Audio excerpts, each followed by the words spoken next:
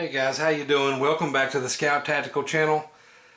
Tonight we're doing another viewer request. By popular request, actually, we're doing the fire kit.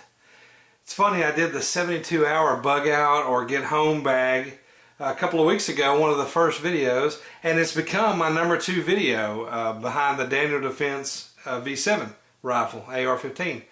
I didn't know that the gear would be that popular, but I'm glad it is. It's definitely outdoing most of the gun reviews. And a lot of guys, though, have asked, will you go through each individual module that you took out in the 72-hour bag video? Please go watch it if you haven't seen it. You'll see that I take out the modules, I explain what they are, and I move on to kind of why you would have that stuff or what you could add to it. But I didn't go through necessarily each individual little piece of some of the stuff. And a lot of the viewers evidently wanted to see that. I keep getting a lot of private messages saying, hey man, show me this, show me that.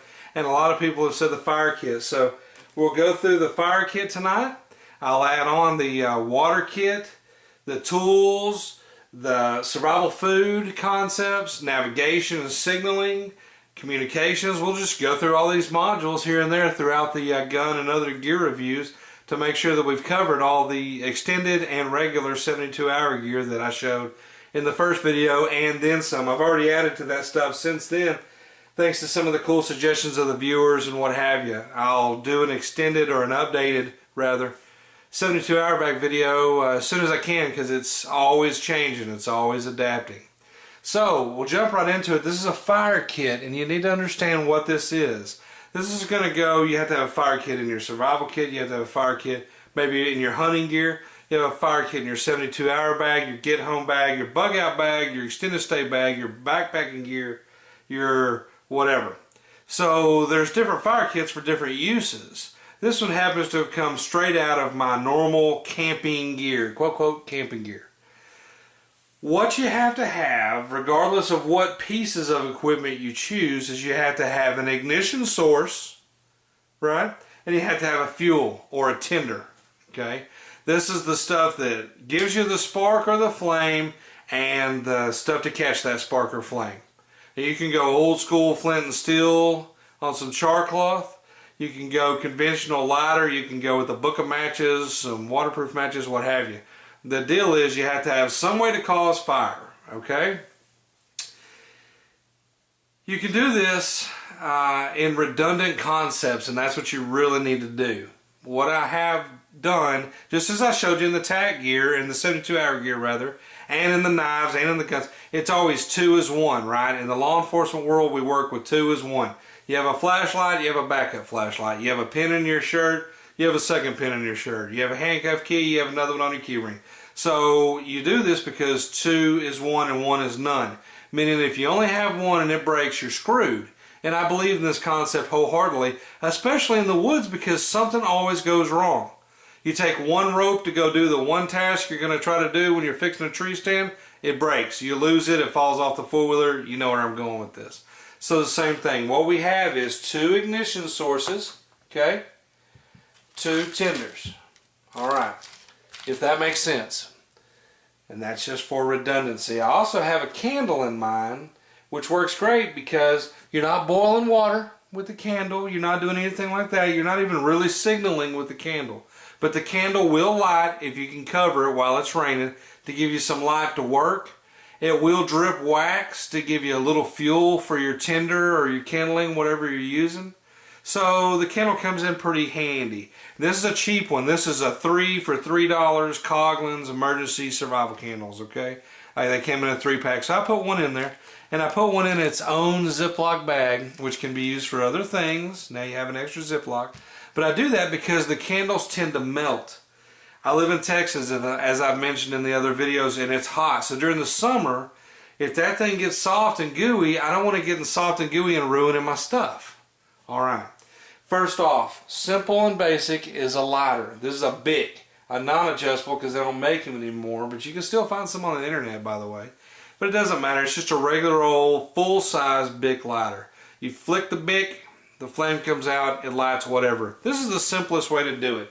I'm going to be honest, guys. I sit down at deer camp or in a campsite making a fire. I'm not going to look for my freaking flint and steel and start chipping away or make a bow drill. I'm going to reach over, grab this out of the bag, flick the lighter, it starts the fire, and I'm done, because that's what you're there for. You're not there to learn how to start a fire in most cases. If you are, then use your other methods.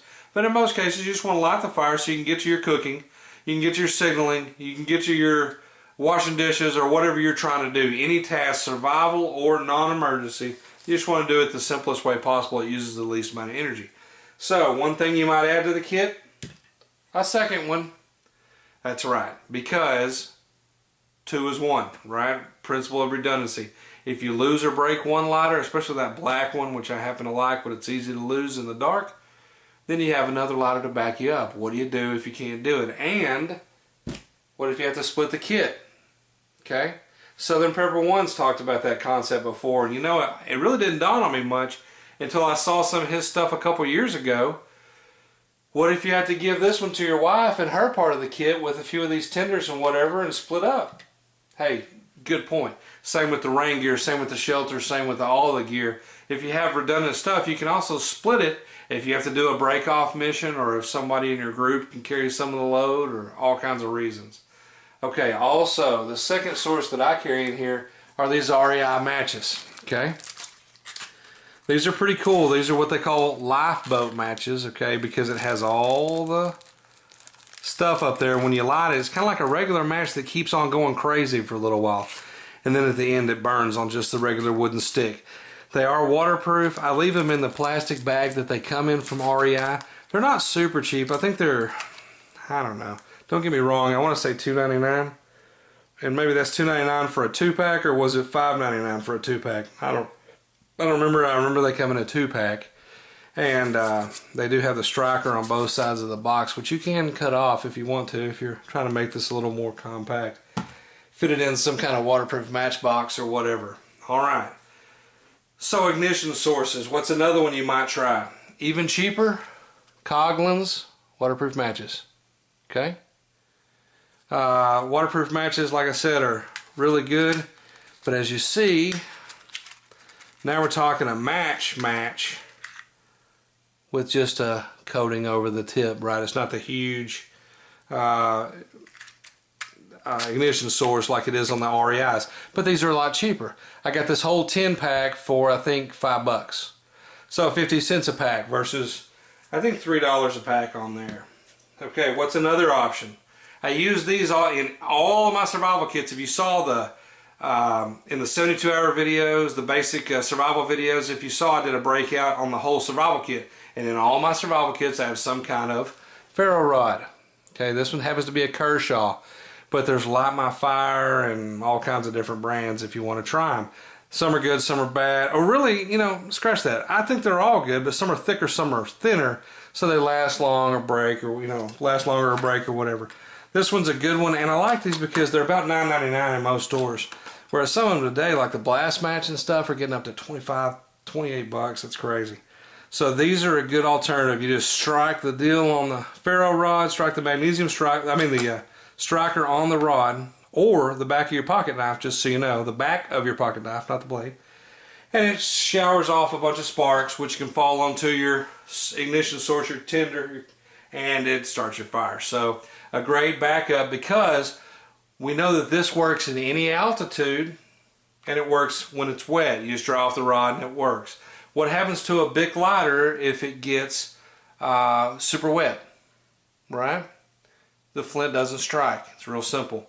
Also, the clicky lighters, the electric click lighters, you push it down once and it flame flies out, the butane lighters. I want to tell you, you know, when I was in Philmont as a teenager in New Mexico, a high adventure scout base, I learned something pretty valuable. I live at about 300 or so feet above sea level, North Texas area. Most of North Texas is, you know, 250 to 350 feet above sea level. So we really don't have to deal with a lot of altitude changes. I didn't realize when I got up on top of those mountains, and I think the one we were on top of that night was Mount Phillips is what it was called, because it also started hailing on us in midsummer. But the click lighters don't always work.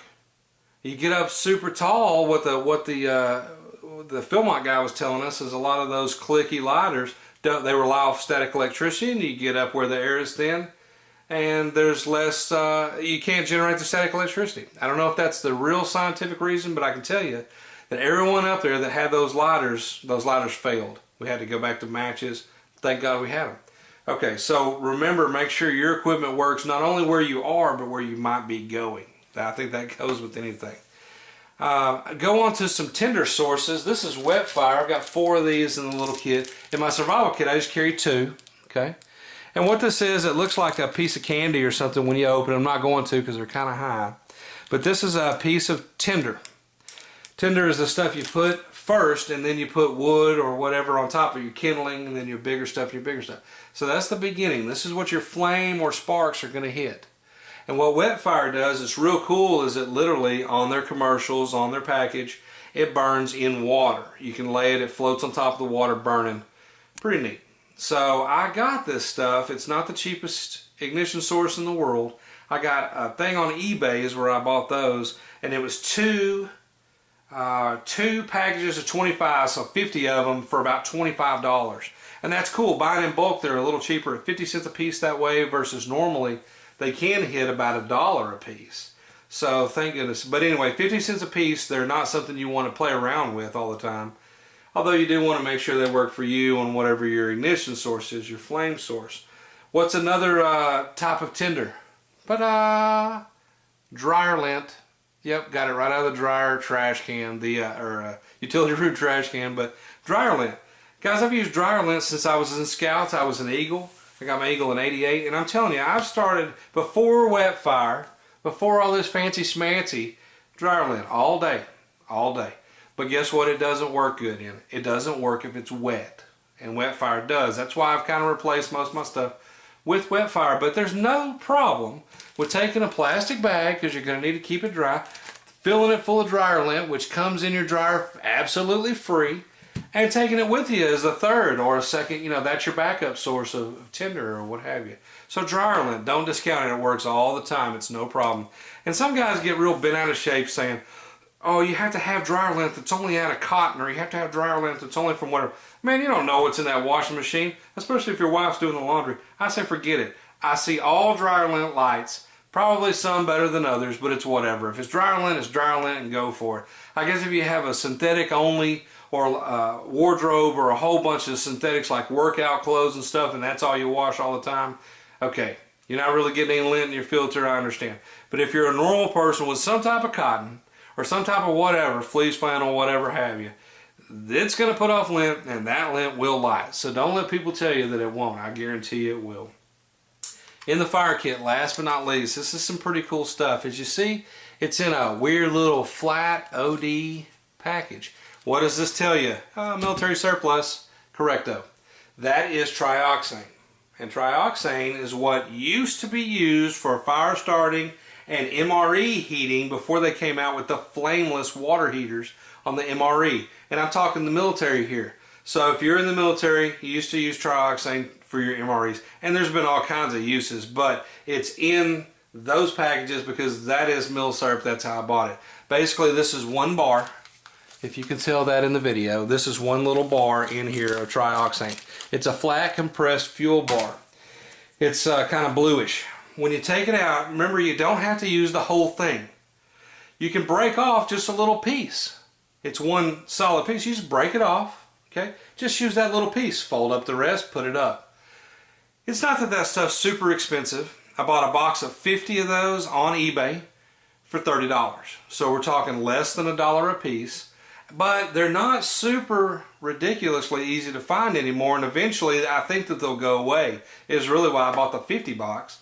I keep 2 or 3 in every fire kit, but they are a good source, and I thought, man, if the military's not using these anymore, if they go away or become expensive, I'm just going to put some back. So I paid $30. Big deal, right? And no problem. That's the price of a box of 45 ammo, and I put up 50 bars of the stuff. Use it in my survival kits. Remember, break off pieces. Okay, this stuff lasts a long time. Some guys say after a while it becomes dusty powder. It does. They're correct. But I don't know when that is, because I've still got some from when I was in high school, when I was in Scouts. It still feels like it's in bar form. So I don't know. Again, don't get wrapped around the axle on that. just feel it. If it's good stuff, it's good stuff. It all lights, regardless of what form. And remember this, another tip. I've already seen this on YouTube, and I've seen it 1,000 times in person. If you're in the sunlight during the day and you put out a piece of that and light it, you can't necessarily, when it first lights, see the flame, okay? It just burns in a clear color. And it's fairly odorless for at least the first few seconds. So don't reach down there and grab it and go, did that light? You can literally light this stuff, trioxane, with a magnesium bar or a ferro rod or whatever. It just takes sparks. It does not have to have the open flame of a lighter or matches. So if you shower down some sparks on that thing, chink, don't go, oh, it didn't work, because then you're holding a lit fuel bar and it will ruin your freaking weekend. Because I've never done it, but I've seen guys in scouts and in the adult world in deer camp and stuff grab that thing. It's literally liquid fuel. Because compressed fuel, not liquid fuel. It's compressed fuel, so it's going to be super hot and it's going to hurt you. Now, because it's super hot, it burns well. A little bitty piece burn for, 15, 20 minutes in a lot of cases. It's plenty to start your fire when it's wet. It's not going to be the end-all, be-all fire starter, but it does burn so hot and so long that it's good in wet conditions. And when you need a fire the most, Murphy's Law, it's always raining. Same with the wet fire. These little jewels burn for quite a while, okay? At 50 cents to a little over, probably 65 cents, they're in the same ballpark. They do the same stuff. This is way lighter and way smaller, okay? But these are pretty cool too because they're mill serp, so you can get a bunch of them, and sometimes a little cheaper depending on your deal. Okay, I hope this helps. This is the breakout of the fire kit. I've got a bunch of messages, like I mentioned, about guys wanting to know exactly what's in it. And again, I think just like with the guns, with the knives, with the bags, with the everything I've shown you so far, I don't want you to get wrapped around one thing that, oh, Scout Tactical guy says you got to have this and that. No, man, what I'm saying is you have to have ignition sources and tinder in a fire kit because that helps you start the fire. You got to give it a spark or a flame. You got to have something to catch that spark or a flame. You can make char cloth if you know how to do that. You can use flint and steel. You can use pine cones. You can use wax-covered pine cones. You can use Vaseline on cotton balls, which a lot of guys like. I don't. I think it's messy. I don't use those. But it's cheap and it's effective. You can use dryer lint. So remember what you're doing. You're trying to cause a flame in redundant fashion, matches, lighter, what have you.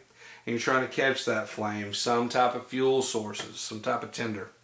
All right, as always, the subscriptions are coming. I appreciate you watching. We're nearly at the 2,000 view mark after just the first 4 weeks. Tonight's the beginning of week 4.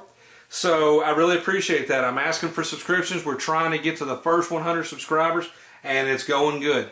If you want to see something different, comment in the video. I read every single one. Or message me through YouTube, or go to the Facebook page, Scout Tactical. Message me there. You'll see all the links, scouttactical.com. As always, thanks for watching.